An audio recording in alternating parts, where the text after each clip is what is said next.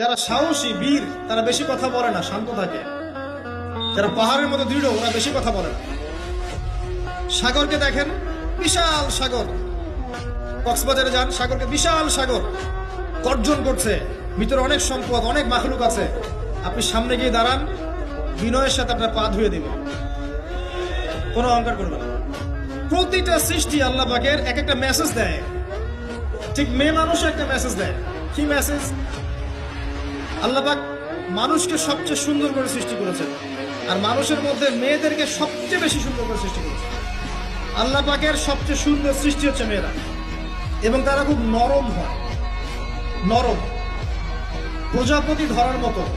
প্রজাপতিকে ধাপ করে ধরতে পারবেন না আপনি, শক্ত করে ধরতে গেলে প্রজাপতি নষ্ট হয়ে যাবে, মরে যাবে।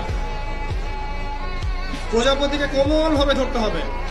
ঠিক মেয়েদের সামনেও আপনার কোমল থাকতে হবে।